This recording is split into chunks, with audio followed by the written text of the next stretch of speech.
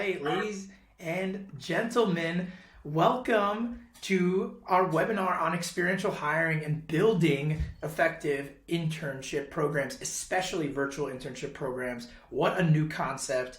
Obviously, last summer was such an interesting time with a lot of internships being canceled because of the COVID pandemic, which was a real shame for our next generation of young professionals.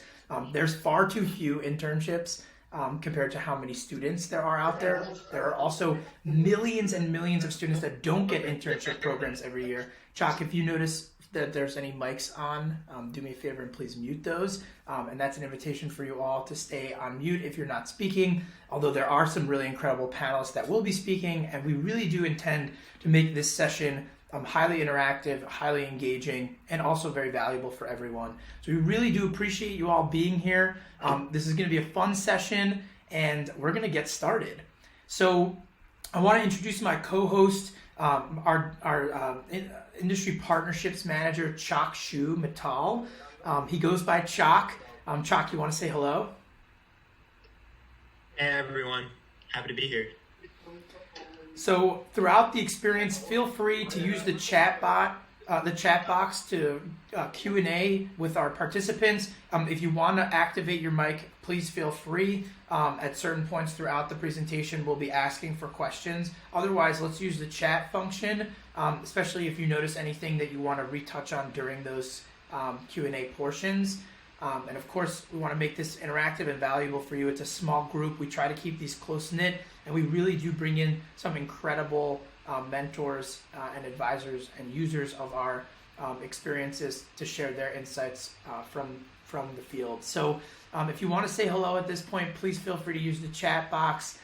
Just let us know who you are, your organization, how you're feeling, how you're doing. We know it's an interesting time, although we are definitely getting used to that the whole work from home virtual aspects of our lives that were introduced basically a year ago this week. So with that, I want to quickly kind of touch on kind of the foundation of what all of our internships and all of our project-based experiences are about, which is really the learning component. That's what's in it for the participants. So we always like to start here because it's important before we get into experiential hiring, which is the value proposition for companies. We really want to talk about what's in it for the students, why do they need these, but what do they get out of these project-based experiences. So, of course, if a program is built correctly, it allows students to use and enhance universal soft skills, which are transferable to any job professionally out in the workplace. This includes communication, collaboration, critical thinking, and creativity, often called the 4 C's. So they use those soft skills in addition to relevant tools and technical skills to develop real outcomes for real stakeholders who provide real feedback along the way. That's a really crucial part of the learning process, is the reflection and the feedback that students receive from you as industry mentors throughout their experiences. And then ultimately, if these are successful, the students should be walking away with reference-worthy experience. What is that? That means something that they can add to the resume and be proud to talk about on job interviews and throughout the job application process. So that's the basic gist of experiential learning. Now we're going to kind of quickly touch on what is experiential hiring then. So experiential hiring is the other side of what we like to call the experiential bargain, which is essentially the value proposition for companies. This is a new framework that we've published now that we're really trying to hone in on how do we make experiential programs valuable for companies. Well, the number one outcome, which is the orange layer down below, is potential talent to work for your organization.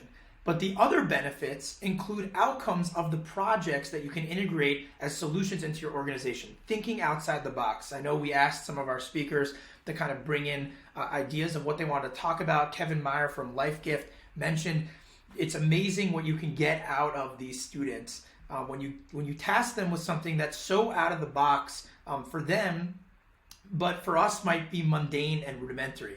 And what they can come up with is quite phenomenal. So similarly, you're assessing them based on those soft skills, those technical skills, and whether or not they're a culture fit in order to really see if you can hire them. And our approach is using case-based, project-based, and team-based assessments, right? You're actually putting them on projects we have a whole new concept that we'll talk about momentarily called cases that we can use as introductory assessments before we even get them into the projects, which we're excited to get your feedback on. So this is the experiential bargain. This shows the trade-off between both sides. Of course, the learners are getting a ton. They get to apply theory, work on real projects, gain real experience, and develop real skills. Experiential hiring partners get a chance to derive those fresh ideas. It's cost effective, right? You're not paying W-2 salaries and benefits. You're paying, in a lot of cases, because these are internship programs, they don't need to be paid, although we do encourage paying interns. You actually get a much better performance. You can pay stipends, you could pay small hourly rate wages, or you could do unpaid and just based on performance. So these are all different techniques to really make your internship program wholesome and comprehensive. So with that, I wanted to kind of quickly talk about some of the new evolution of CapSource. This sets a really good foundation for us on what is CapSource, what are we providing. So first, a brand new product. It's called Case Assessments. We're actually taking a lot of our old projects and turning them into case assessments. Earlier in the year, we actually did a really amazing webinar with Chris Way, who's one of our speakers today, on how to use the cases as part of the classroom experience. The thing that makes them interesting is that there's no right answer. Just like every problem that we deal with as professionals in the real world, we want to task students in classes to think about these types of challenges, even if it's not a synchronous class project, which is that middle option where they actually get a chance to work with the companies. So it's kind of like open innovation. There's no requirement of companies to participate. It's free to post cases on the CapSource website. And then you can choose to upgrade case assessments to a full internship program. So we're using case assessments to vet high quality candidates for your internship programs. They can also be used as classwork, but they're not synchronous class projects like many of you have participated in. So to quickly touch on kind of what's included there, this is the overview of case assessments. Sorry about that. It's a really cool canned case, right? Just like a Harvard business case that educators can use in the classroom to challenge their students to think. It also could be used as a job application. So it's kind of a dual purpose case, really exciting way to see how interns think before you select them. It's really crucial because a lot of them don't have any experience that they can use to prove that they're qualified for the job.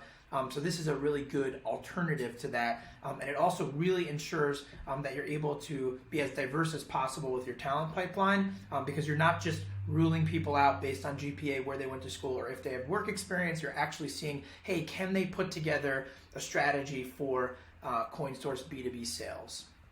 The class projects, as some of you have participated in, pretty simple process. You're able to browse programs, submit a project idea, match with educators, finalize all those details, and then launch and manage your programs. I know that we've had a few folks that are on our panel today that will be able to talk about that experience. These are always free, mostly because the schools are supporting it for their students. And it's a way for you to easily get internships started if you don't want to build something custom yourself. Although we do need to secure those first before you can apply. And they have their own timeline, which is not customized by you, unfortunately. That's one of the trade-offs. You also have to be pretty narrow on what you focus on so that it meets the teaching goals of the class.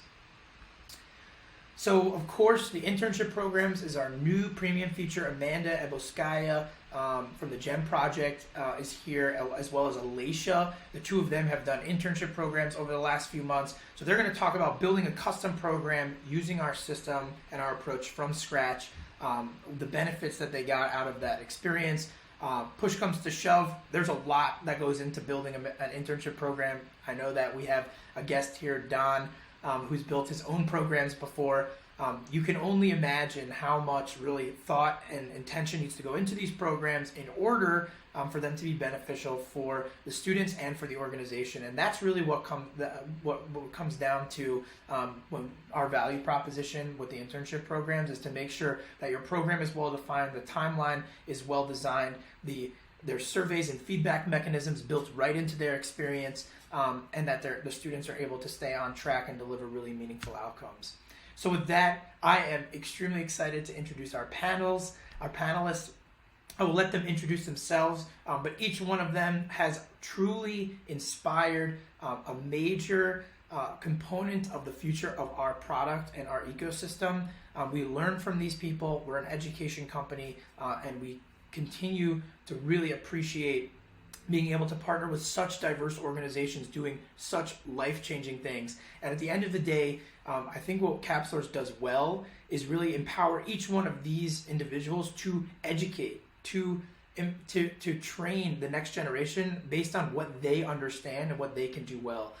So with that, would love everyone to say hello. We do have a slide for each of you where you can kind of talk a little bit, context setting on what you've done with CapSource to date, and then we'll get into the kind of interactive Q&A portion of our panel.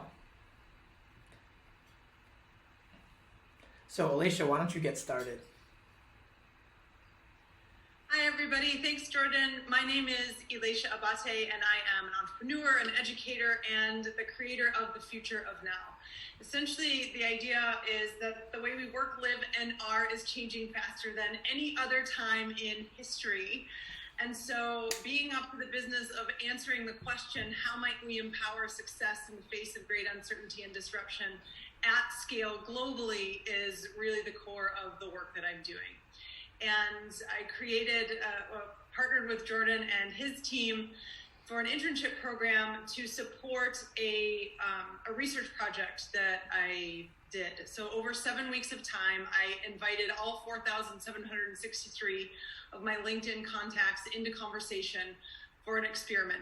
20 minutes, 5 questions, would ask everybody the same questions to see what would happen. What ensued was 161 conversations, more than 80 hours of dialogue, and the intern who worked with me supported me in background research to both be able to run 3 of the keynotes and workshops that I have done so far, and the research that she's done is supporting me in writing and publishing of white papers that I have. So it was a fabulous experience, and I learned as much, if not more, than I'm sure my colleague and intern Anna did. So that's that. Cool. And for those tuning in, that might be students interested in working with Elatia, we'll be doing another internship program this summer. So it's not too late to get involved in the amazing work that she's doing on the future of work. Now we're going to switch over to Kevin Meyer, working with 2 incredible Harvard students. Kevin, would love for you to touch a little bit on what LifeGift does. I am so proud to be partnered with you and supporting your work, and then maybe talk a little bit about what the students are working on. You're muted, by the way. Thanks, Jordan. So thank you guys for inviting me and LifeGift to the webinar. LifeGift is a nonprofit organ procurement organization, which means that in the Houston, Texas area, Fort Worth, and West Texas, we're designated by CMS and HHS to be the team that coordinates organ and tissue and eye donation for transplantation. We're based in the Texas Medical Center. We're one of the larger groups that does this work, and each year our organization impacts somewhere between 70,000 and 80,000 patients, about 1,200 patients with life-saving organ transplants, and the remainder with life-saving tissue transplants like skin for burns, heart for valves, also bone marrow, and that sort of thing. So we have about 325 staff members, and we're an innovative group around organ and tissue donation and research and so forth. So because of that, we have really a very super specialized sort of swim lane of work that we do. I mean, we're in the medical community as well as being in the communities that we serve in terms of increasing willingness of people to donate organs when faced with, really, really tragic situations. So we're so just completely shocked when we were approached by the CapSource team to say, hey, would you be interested in hosting, an intern fellowship with an individual who we brought in, and the process was so wonderful.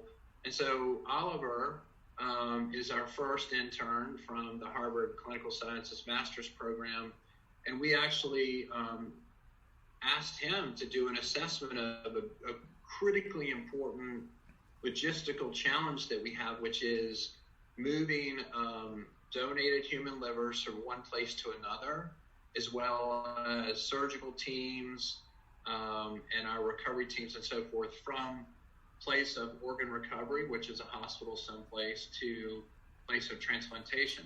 So you can imagine this is very time compressed, critically important, and also our environment has moved into broader sharing, so it's very complex. So Oliver comes into our world and starts working with our team and starts to show us things that we couldn't see about moving things. So logistics and some of the areas that he's been trained in, we just love him. I mean, he just fits in beautifully. And so that's what I was talking about before. It gives us an opportunity to see things that we can't see. Well, then it gets even better when we were offered the opportunity to work with a second incredible intern. And both of these individuals happen to live and work in the Houston area, which made it really, really nice. And Precious is our other intern that we have, and she is working on, we believe, an internationally game-changing technology for finding ways to increase the utilization of lungs for transplantation.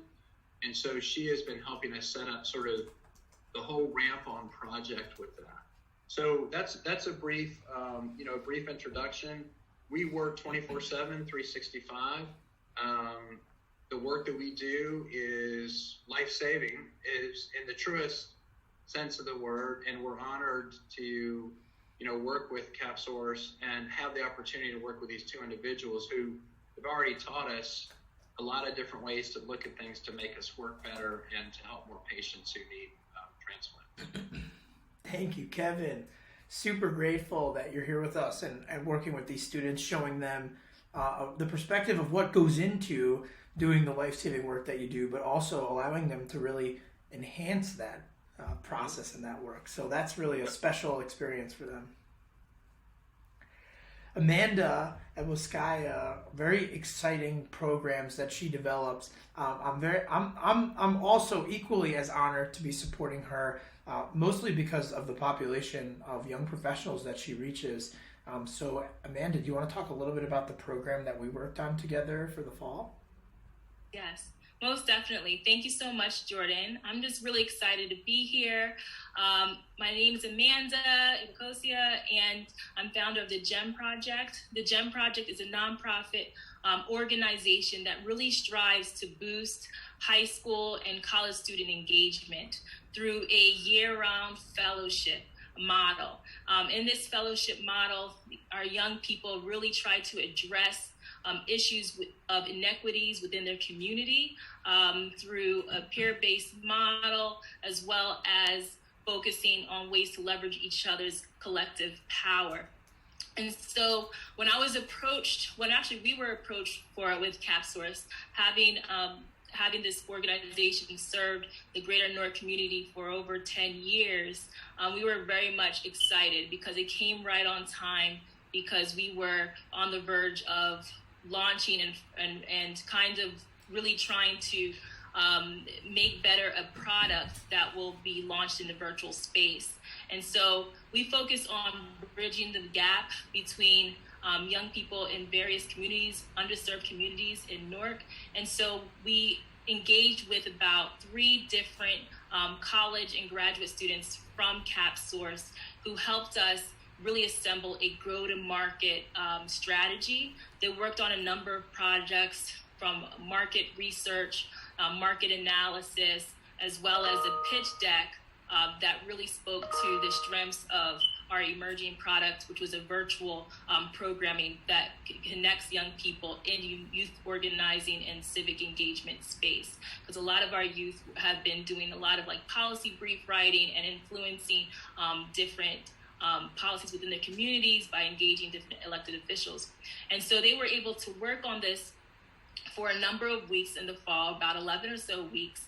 And in the process, they did do a pitch deck, they did a research analysis, as well as a SWOT analysis of competitors within the area, as well as ourselves. In addition to that, what I found most impressive was towards the end, when they were able to really do some prospecting for us in regards to finding potential clients or new clients for us. And they engaged in a number of different client interviews, and we are actually in the process of speaking with different next steps with a number of the clients that they were able to engage with this fall, to be able to help expand our services more broadly outside of the state of New Jersey as well. So CapSource has been a great resource for us.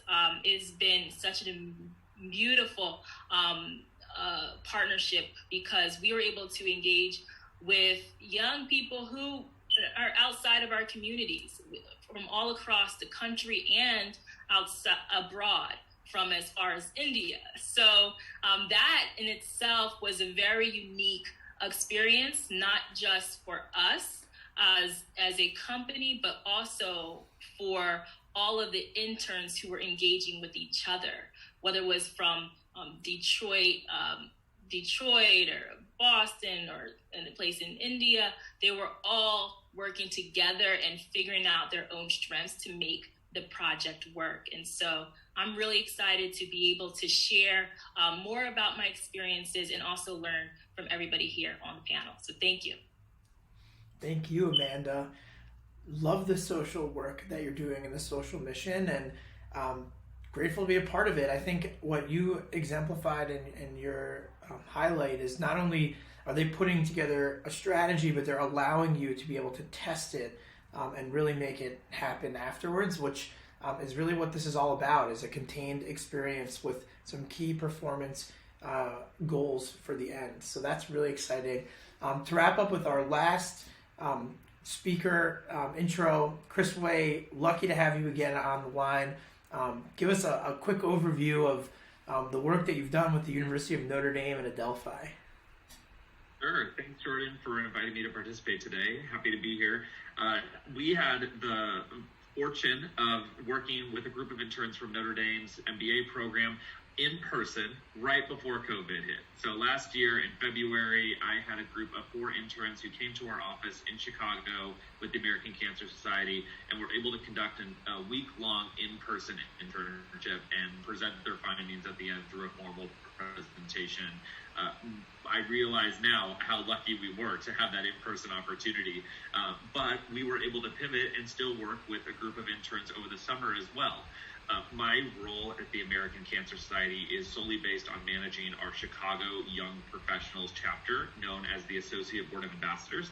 And I was lucky enough to be partnered with some interns outside of our community at Adelphi University in New York. And these are students who would have never came in contact probably with our Young Professionals group in Chicago. So having their outsider's perspective was a huge value add to our organization and helping us poke some holes in our expansion strategies as we look to grow our ABOA presence across the nation. So I worked with a group of 4 interns, and we met every week virtually on Zoom for, I believe it was 8 or 9 weeks. And, we would have side meetings as well, not just that one time. I would always hop on calls if they had any questions, and obviously we emailed and communicated a lot. They also had a chance to meet with some of our key volunteers.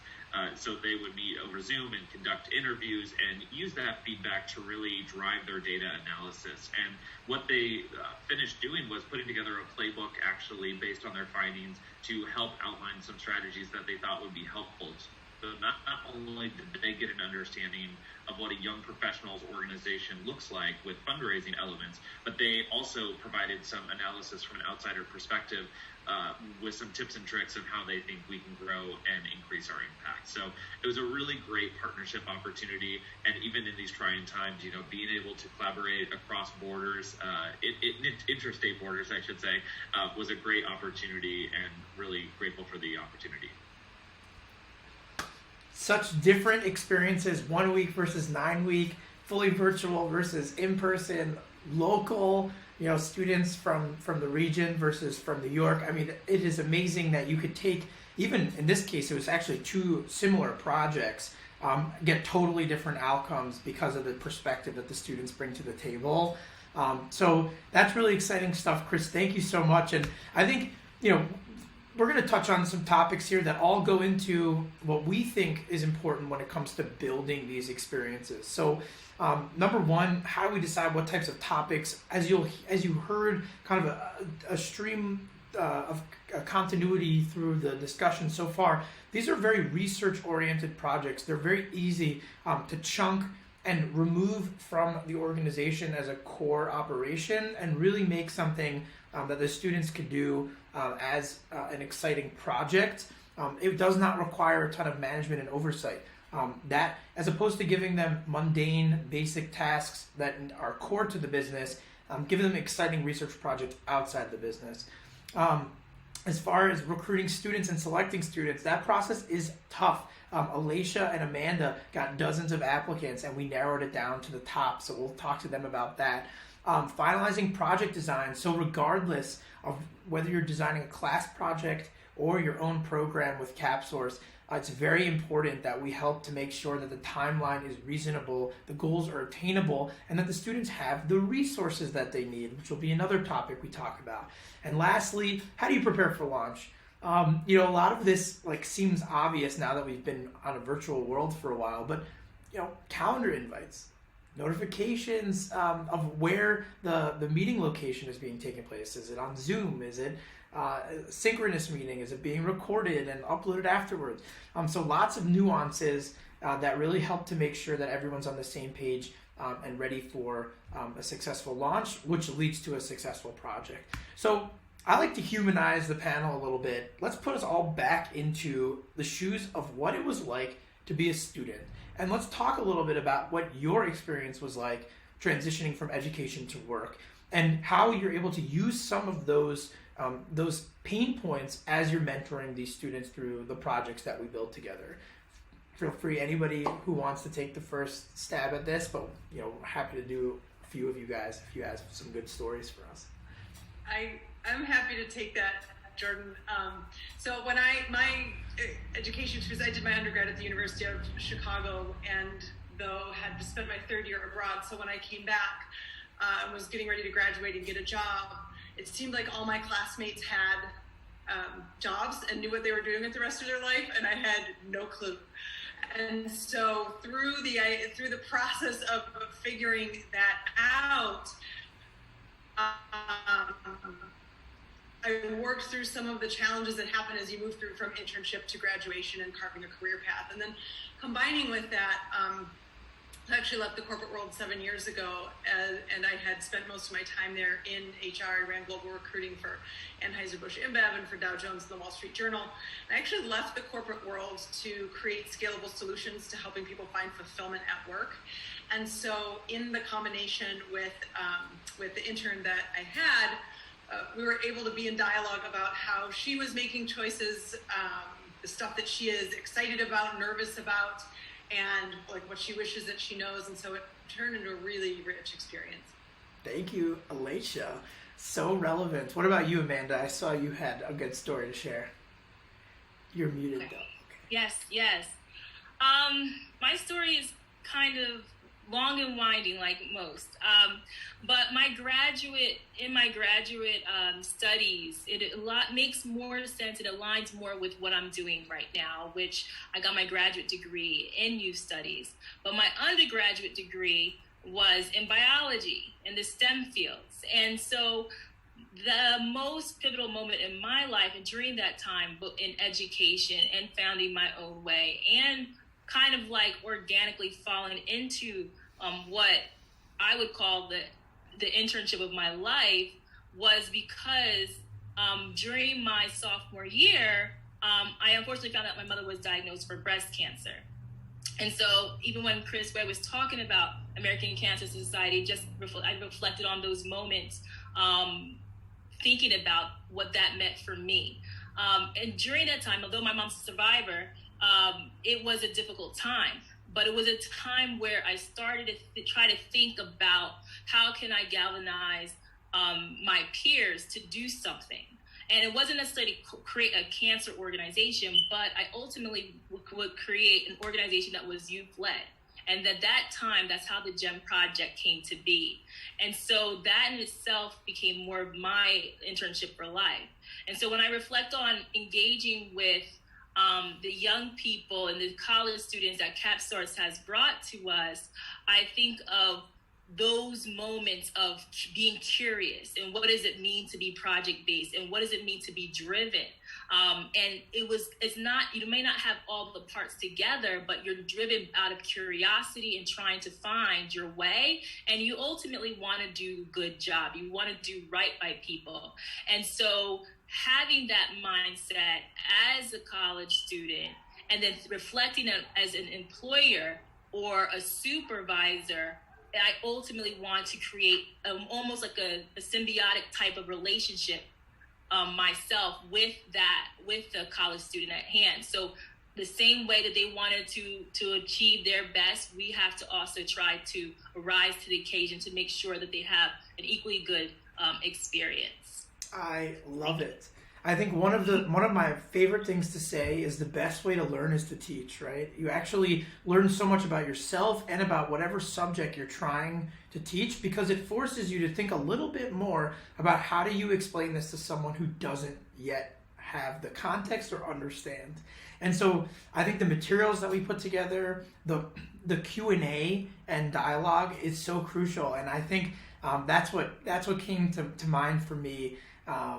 As well as like the orientation of mentor-mentee. I think, the most effective professionals are mentors of many and mentees of many, right? Like you have many people that you could go to ask for help and also many people that come to you to ask for help. And that's kind of the orientation that we're creating here at CapSource is to really empower both sides of that engine. Chris, Kevin, anything you want to add about your journey and maybe how that has informed your style of managing the students? Yeah, I'll jump in. So my educational experience is a few years before yours was. I'm 60, so it's been a while since I was in grad school, but I've been very fortunate that my board has supported me in continuing, executive education. So I've been going to the Stanford's GSB executive program, and there's a program there called the Executive Program in Social Entrepreneurship, which is phenomenal. And participating in that, learning and seeing so many early career, internationally, just brilliant, socially focused, social cause focused entrepreneurs was fascinating. And so learning from them and just, sitting with them, sitting and learning and talking, and then seeing the projects. And, we learned a lot about design thinking and all that. So the point is that being immersed with those guys working on projects helped me see a different way to approach and sort of try to take some of those lessons learned in working with the interns coming to us, which is, once they understand the context, which is very specialized in what we do, but asking a lot of questions. And teeing it up for them and creating the environment where, we're totally open book. So tell us, because we can't, when you're so involved in things, especially time compression, high pressure, lots of emotion, and really important mission. We all have important missions, but you're so close. So having access to these new ideas. I mean, some of the things that just in some of our weekly check-ins that they've asked or talked about, I'm just like, wow, how come I never thought of that? And, just those moments. So anyhow, a little bit of a different context, but understanding, because when you attend some of these, and you all attended these things, these executive programs, you really are sort of like a mini fellow or it's a mini internship. And you want to come away with new ideas and new perspectives and how to strengthen your organization and also become a better leader. There's something awfully fun about being a learner, right? It kind of reminds you a little bit about being a kid, and I feel like that's robbed of most of us as we become adults because learning is not the same fun as it was, and this kind of inspires people to be a little bit more in tune with that learning muscle and teaching muscle, which is really great. Chris, why don't you bring us home on this question? Let's hear a little of your story. Yeah, so I went to a small private liberal arts school, Lake Forest College, about 30 miles north of Chicago, and I had a great undergraduate experience and was very involved on my campus, and in fact loved my undergraduate experience so much I wasn't ready to leave. So I actually was able to secure a job in the development office at Lake Forest College as soon as I graduated, and I had no idea what development was. No one teaches you in college that development is an opportunity for a career path. And I kind of just jumped in because I knew it was a community that I cared about, and I had an opportunity to get some professional working experience. After about 2 years, I moved into my role here at the American Cancer Society, where I have been since. It'll be 5 years coming up at the end of June. And I have been a volunteer with the American Cancer Society since I was 11 years old. So I was very familiar with their mission, with their operations, and extremely passionate about the organization. But, you know, my journey, I guess, from being a student to working at Lake Forest to working for the American Cancer Society, one thing that has continued to be true throughout that journey is that I have continued to follow where are my passions? What do I care about? What communities can I relate to where I can engage others in our mission and, you know, grow to support the organizations that I'm working for? I usually find that works well for me, and I find that when I talk to others too, when you follow your passions, you know, not only do you find happiness, but you find success as well. So that's just a little bit about my journey and, you know, where it's taken me so far. Thank you, Chris. Wow, that is so spectacular. I did not know about you starting your career at the same school that educated you, but that's a really cool opportunity for you to actually turn around and become serving the community that served you so well. And I remember feeling that way about my alma mater. Wanted to find out ways to get involved and help, and I actually started building education programs for them right off the bat, which was kind of fun. So I wanted to kind of, you know, this is a new concept for many. It was pretty much ungoogleable until CapSource put the stake in the ground. So I'm just wondering, how would you guys define, you know, in a quick sentence or two, what is experiential hiring?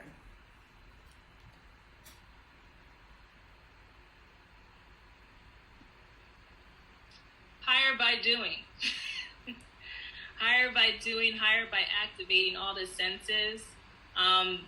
Something that is not so linear and traditional.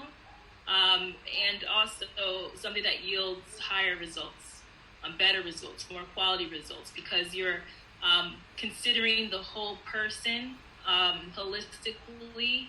And when you do that, you get to capture more about that person through the interview process, whereas just interviewing with traditional questions itself. Yeah, I'll tack Go ahead, on. Kevin. Sorry. I'll tack on. So one of my favorite sayings is you don't get wet from the word water. You got to swim.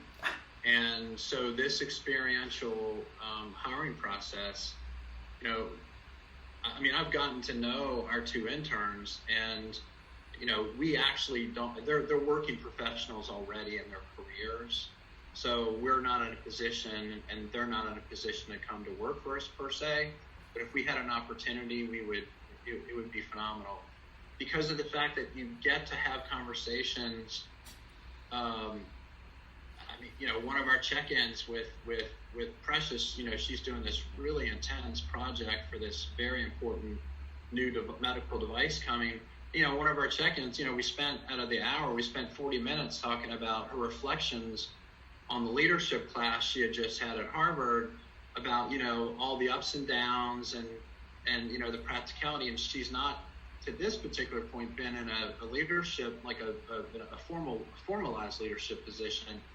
And it was one of the best, richest conversations that I've had about leadership, both of us, seeing her perspective and me sharing, you know, some of the things that I've, you know, not done well on, some of the things I've done well on, and all that. It was just great. And it is an unencumbered opportunity that doesn't have the pressures of interview and all the stuff that comes with that. So that's how I define it. Thanks, Kevin. What about you, Chris? I was just going to say, I think about the term like experiential marketing. That's really, a hot term over the last few years, and how marketing, experientially is about interactive experiences, and it really engages the consumer more with the product. And in this case, with experiential hiring, engaging applicants with the work that you're doing gets them to understand more about what you're doing instead of just asking questions and having conversations, but actually really connects them to the work that they would be doing. And I would say feel closer to it as they start their careers in whatever job that may be. Thanks, Chris. What comes to mind for me is a lot of the class projects are kind of similar to what Kevin mentioned, where the students are not in a hireable position. The organization isn't going in with the purpose of hiring. But we always kind of like to zoom out a little bit and say, that might be right now, but these relationships will last a lifetime, right? And not only as potential employees, but also as potential partners. These are folks within your area, industry-wise, and happen to be also regional, that might be involved in other organizations that could leverage LifeGift or any of the organizations that you guys represent. So I think that one of my most fascinating statistics, there's from 1970 to 2020, a 50-year period. It's like almost a 90% churn of the Fortune 500, which is crazy. These are like the powerhouse companies of the day, and they're gone. 90% of them are gone. Why? Right? It's because they don't keep in touch with the next generation, and that relationship doesn't just become important when they're ready to be the manager. It's important starting today, and so I really want to talk a little bit about the project-based approach. All of you guys have kind of enabled us to facilitate the design of your programs. Was it easy to stick to those projects, design those projects so that they would result in the right types of outcomes? Question for anyone, feel free.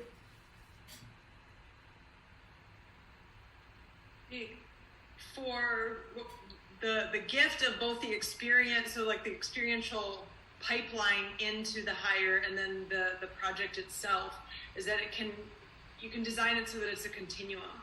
And in terms of the project, it gives you as the individual or organization who's hiring, you have a tangible outcome, and the student has a sense of moving through beginning, middle, and end of actually having contributed to something, and then looking toward what Jordan began the conversation with was sort of resume building experiences, gives the students the opportunities to participate in those. And it also, just in terms of the managing and the logistics of what you do when you create a project, kind of where you are in the development of it. The student can see where they are in the development of it. And so it makes it easier to manage, as opposed to, for me personally, I would not want to manage an internship program that was just the mundane activities of sort of day-to-day. Like, this makes it exciting. And then finally, for the student themselves, and certainly in Anna's case, in her doing the research for the project, she kept on coming back with volumes and volumes and volumes of more information, more experience that just made the project itself more and more robust.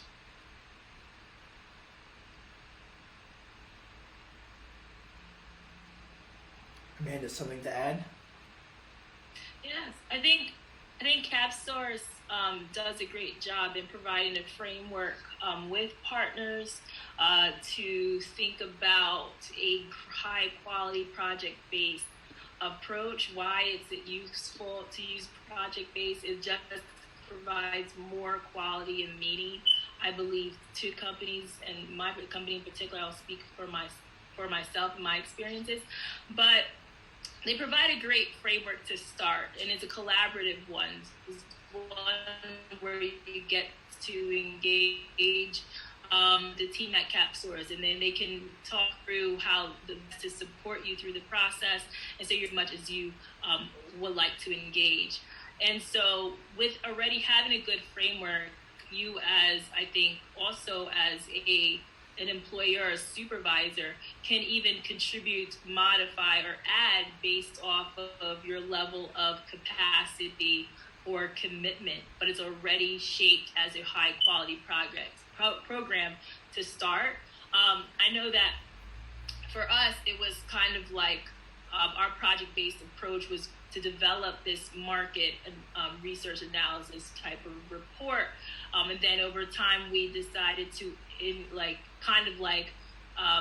pair off a lot of our interns and have interns work with different interns throughout the process or through the span of the time with us to work on other parts of the piece, whether that be recruiting prospective clients, developing the questions, thinking critically about the types of questions that should be asked, knowing how to conduct a SWOT analysis part, and then do like a five force analysis type of approach, and learning these different things provide a lot more experience, and that was also equally as exciting too.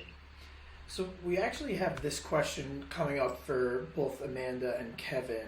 It's about how do you decide on a topic, right? There's so many different options that you could kind of chunk off and assign to students. And I think the key there is the chunking off and actually well defining what's in the chunk, but also understanding that when you design it to begin with, you're not going to know how the whole experience goes. So being a little bit flexible and enabling the students to kind of grow within the mold, right? It's not to say, hey, this is a lock and key cage for you to operate in, but something that's a really creative space. So I'm just wondering, when you heard about the opportunity or when you went to go build one yourself, Amanda, how did you decide, like, yes, this is what we need the most help in, and I think students are going to be able to deliver value here? Yeah, it started off with like the kickoff. Being able to be paired with someone from CapSource who allowed us to, one, talk about the vision, and then also talk about what they possibly could see to help support that vision.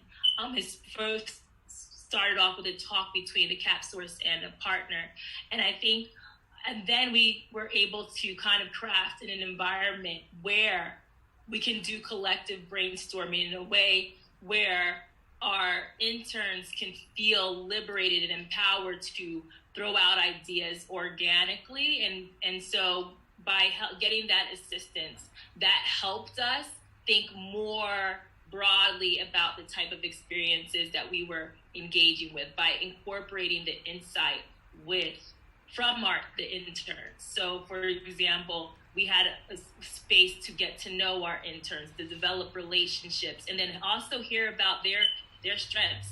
Because oftentimes I think what is missed with different companies is that you assume certain strengths about people, or you're already, like Jordan just spoke about, have this locked type of, or a fixed mindset about engaging with people, period, and engaging with a project.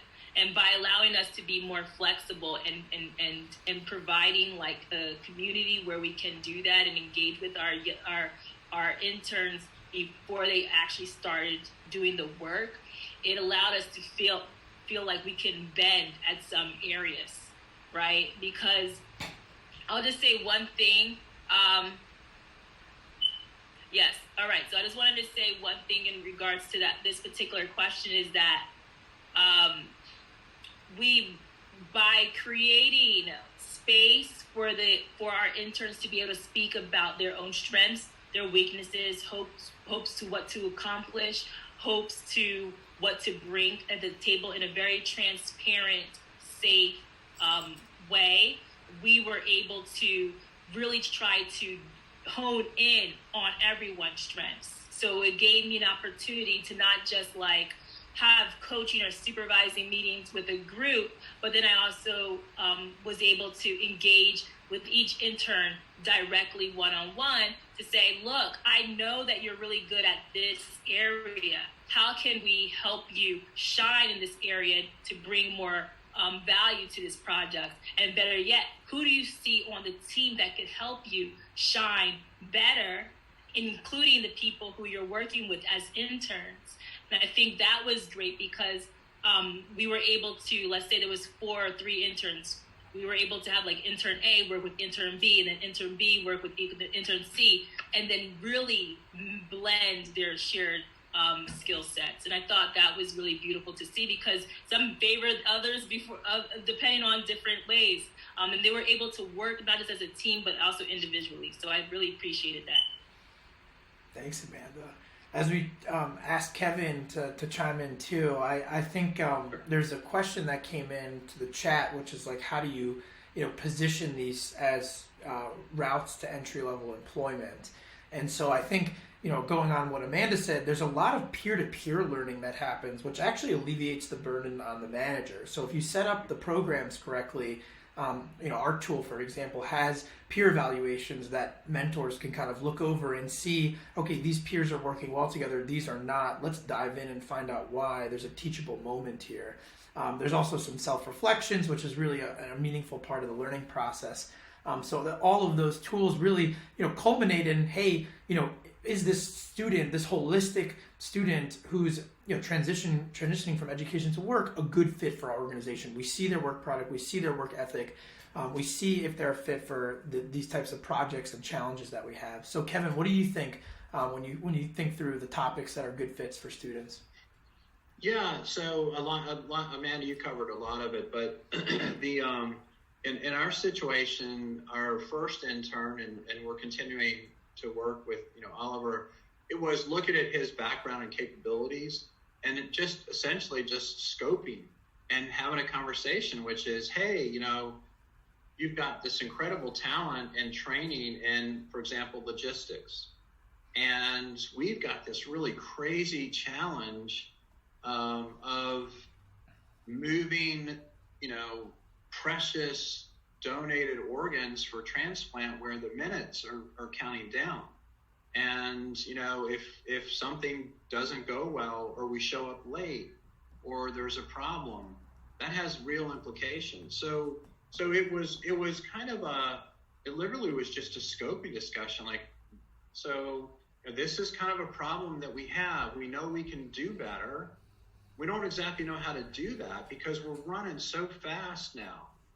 And then Oliver, you have all this great experience in knowing how to move things and lots of work experience. So what do you think? Would you be interested in this particular area, because we need help? And so that's kind of how it started, and it just sort of narrowed down. And then when we had conversations, further scoping conversations with the CapSource team and then his faculty advisors, we who actually were selected and obtained from transplantation. So it was, and also the business school at Harvard. But their suggestion was, hey, narrow the scope of this, and that's how we came to really focusing on moving transplantable livers, which are time critical in the setting of a policy change, which is encouraging broader distribution, broader allocation going further, and so forth. So that's the first one. Our second intern, again, we have this project with Tevasol, which is we're starting our FDA clinical trial, so I can't talk about it too much, but this individual works in healthcare as a nurse practitioner and has helped take care of lung transplant patients. And so I was like, well, would you have an interest in helping us figure out how to make this work? And so she was like, yes. And so we did the same thing again. It was a conversation of, these are some of the skills you have. This is a new area. So we provided a different context for those individuals to bring their skills and actually go through sort of like the whole value stream of what happens. So this one individual had not done anything with financing and cost-based reimbursement, hadn't done anything with medical device, hadn't done anything with clinical trials. And so because of that interest and again, training and experience, we've been able to map out a really strong ramp up of this clinical trial that's going to be starting here in Houston. So, thanks, Kevin. So we have just two more questions. One's for Elatia. Give us a quick sense. I know you've had some background in talent acquisition, talent onboarding and training. How does this fit into that model? Does it give companies a competitive edge to be able to attract talent, vet them, train them all at the same time? Yeah, hands down. I mean, when back in my days in HR, when I ran global recruiting for Anheuser-Busch InBev, the strategy was to get super talented students as soon as possible in their educational experience to bring them in to join the organization, because when you get them in, when you can engage people in meaningful projects, then they want to stay and they want to do more. And so the earlier and the more the earlier you can bring them in, and the more experiences you can give them, the lower your recruitment costs are going to be when it comes time to hire in classes of recruitment, and you minimize your, we'll call it, downside risk of hiring folks who aren't a good fit because they've already been working for you consistently over a period of time. And so I can't stress enough not only the joy simply of working with people who are in school and in the process, in the middle of discovering what they're excited about, which means that they bring that energy into your working environment. But then when you look at sort of the tactics of financials and investment and return on investment of a recruitment process, really there's nothing greater that's bang for the buck than doing something like this. And I'll just add the final note of doing it virtually.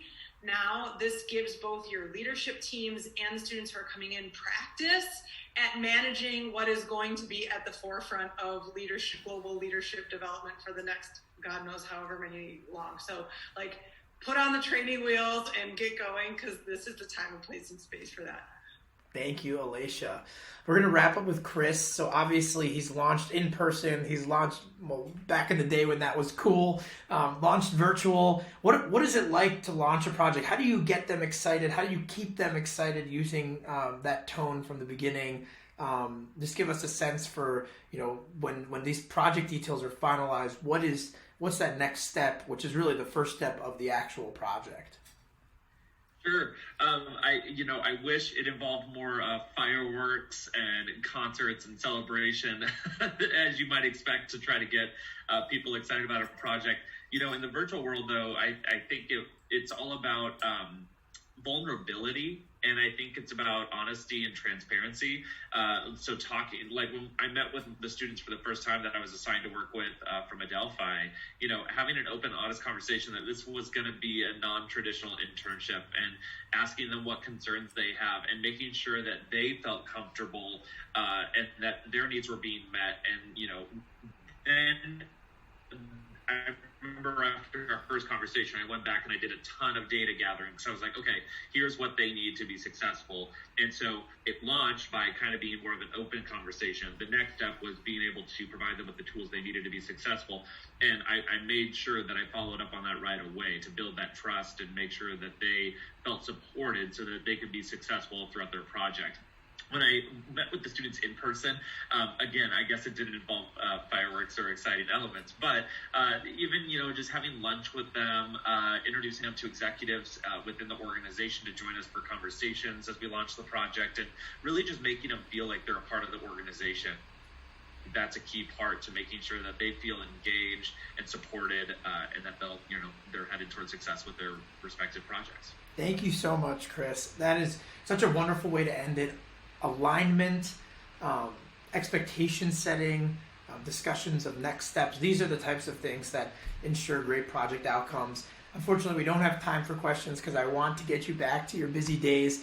But I did want to say thank you so much for being a meaningful part of the CapSource community and network that's growing to really serve the next generation of students from diverse backgrounds. We're so grateful and excited to be a part of their lives, and that wouldn't be possible without each of you as industry partners, providing those projects, providing those opportunities, providing some training and experience for their resumes.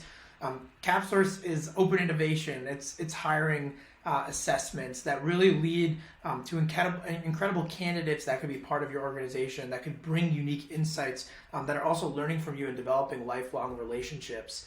And so we encourage you to think a little bit about internship programs for the summer. If you've never done it before, it's not hard. All that you really need to do is put together the project, and we can help with the rest. We'll recruit the students, ensure that they're the right fit for the project, make sure that they're qualified using our case assessments, and really ensure that that program goes smoothly using our program management tool. In addition, I did just want to mention there's two formats. You can either do collaborations, which is just one team working on a project. You can take on as many teams as you want, or competitions where the students are competing with each other like a hackathon, and ultimately coming up with the best insights possible. Lastly, I did want to mention the process is straightforward. You submit kind of an overview of your program, meet with instructional designers, approve the candidates that you'd ultimately be working with, and then launch whatever program is of interest to you. We have another panel discussion this afternoon, so tune in if you are interested in the managing component. Both of these will be available as recordings on our webinars page. So take a look at those. What an incredible power panel we have for this afternoon as well, including folks from True Religion and from the Weather Channel. Lastly, I just wanted to tell you how to get started if that's of interest to you. Capsource.io, there's a landing page for companies. You can learn about creating case assessments, which are free, get candidates just by responding to your challenges, very in line with the project-based hiring and experiential hiring that we do. And then if you'd like, you can also upgrade and do a virtual internship with us using our tool to manage your program. So with that, we appreciate your time. Thank you so much for being a meaningful part of our network. This was such an incredible panel, and I'm excited that more students will get internship experiences because of the information that you guys have put out there. It's not hard. It's exciting. It just has to be organized. So thank you all so much for being with us. Thank you. Thank you.